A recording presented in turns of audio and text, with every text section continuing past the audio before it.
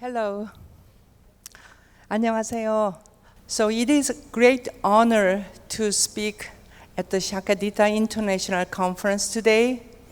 Since my first conference in Taiwan in 2002, Sakyadhita has become a very important part of my life. It might even be said that it was through my continuous participation in previous Sakyadhita conferences that my existence was validated as both a woman and a Buddhist.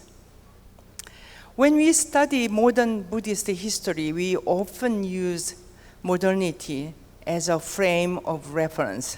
The question I'm raising today is, when studying modern women's history, how well balanced is the picture of the period that the term modernity provides, especially in the case of Buddhist women in Korea in the 19th century.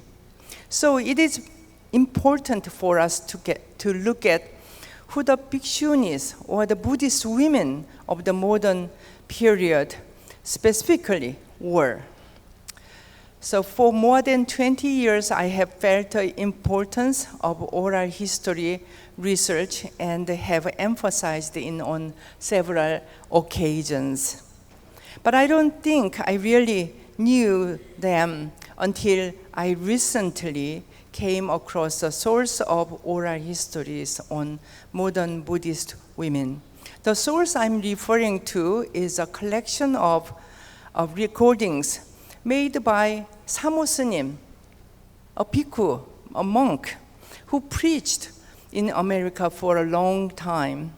He traveled all around the country, Korea, during his 2 visits in 2005 and 2006, interviewing more than 200 monastics and women. The period they remember ranges from about the 1890s to the early 2000s.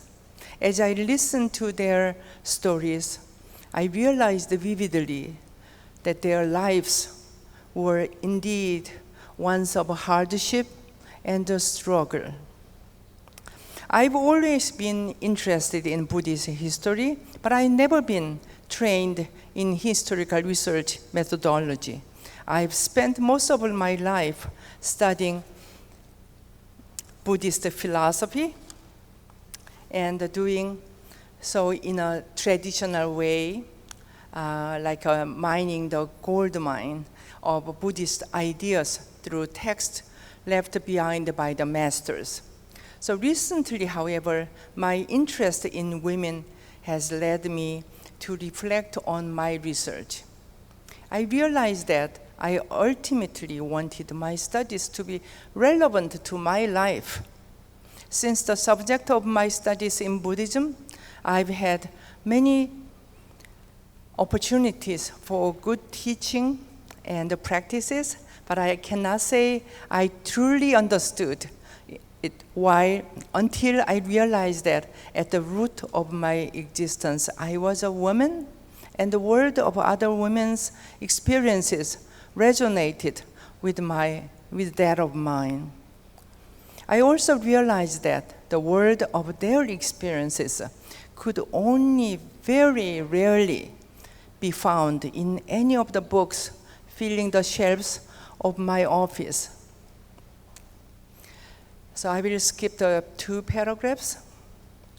So studies on modern women, modern Buddhism by Buddhist scholars almost without exception claim that the modern period is characterized by modernity.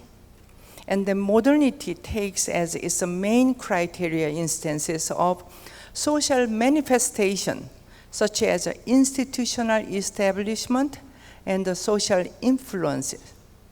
So naturally, the main focus of existing research on modern Buddhism has been on men or bhikkhus who established new institutions, founded organizations, led large assemblies or gatherings, or created new ideas and practices. In other words, you have to have a record of public activity in order to be considered a modern person. If that's the case, then there is no way for modern Buddhist women to make it into those ranks.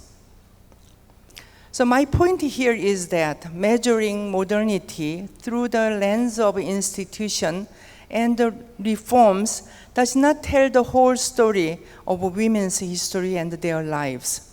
The value of life in the modern oral histories I observed was not in those reforms or in the creations of new institutions. I will skip the rest of the paragraph. They went through a lot of changes in the turbulence of the modern era. Their living conditions during the colonial period were very modest, but these are the people who went on the road in the 1930s and the 40s in search of Zen masters such as Kyung-ho and Manggong. Their actual lives consisted of doing laundry and weaving for the monks of the big temples, and they scraped by with the rice they received each year and begging for alms in nearby villages. So from 1950 to 1953, during the war and the devastation that followed, these women and nuns were busy protecting their own lives and the lives of the masses. During the war, some evacuated to Daegu, for example, where they acquired a house and started a temple. And after the war, they worked fiercely to restore the temples they had been destroyed in the war. And it was their Buddhist women who helped rebuild them and maintain the religious space. So when the banner of purification flew in the 1960s, they were at the forefront of the movement for the cause of bhikshus and entered the temples ahead of the bhikshus to purify them of married monks before leaving again to make way for the bhikshus.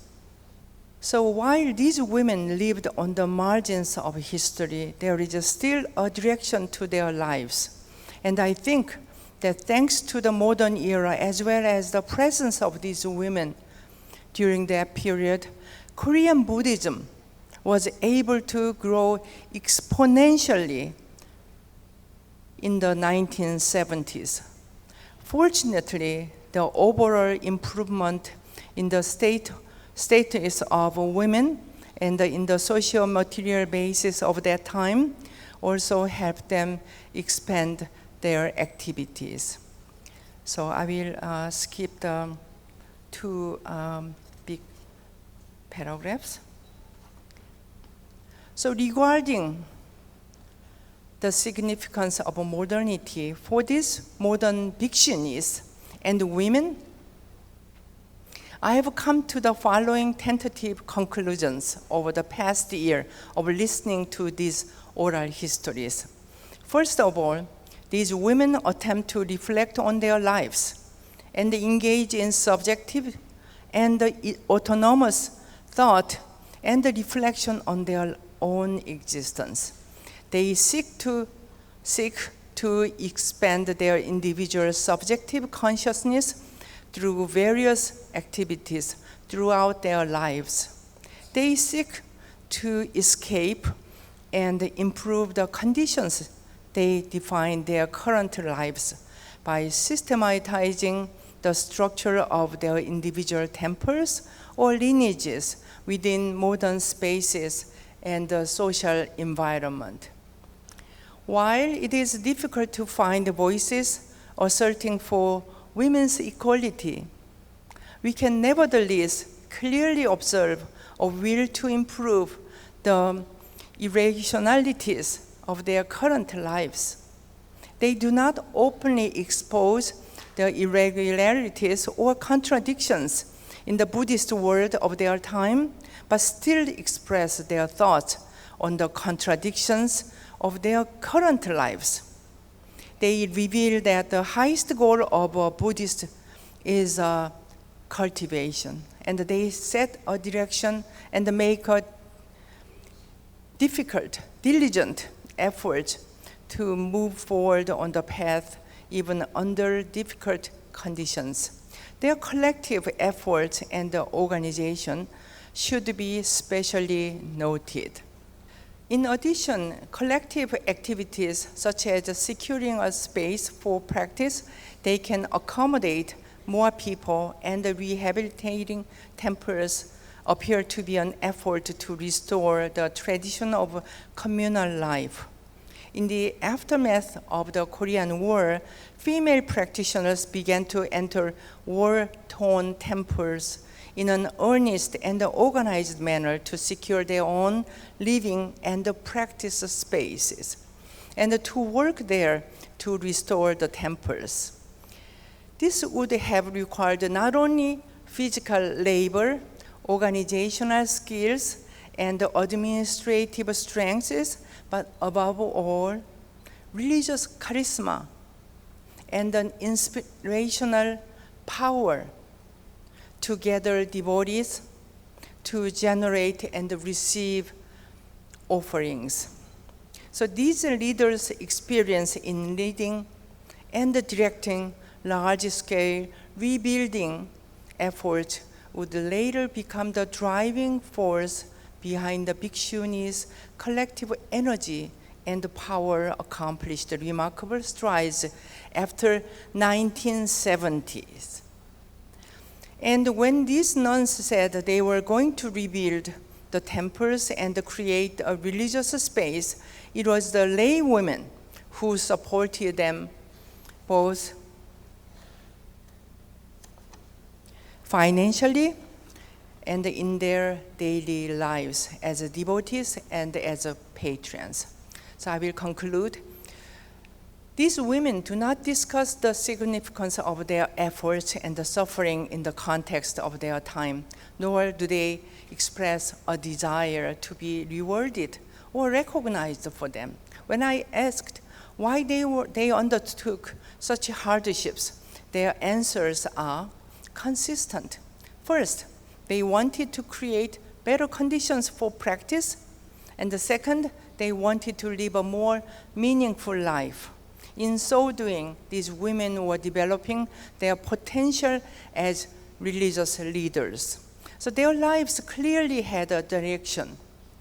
It was because of the modern era and the presence of these women during the time that the remarkable growth of Korean Buddhism in the 1970s was possible.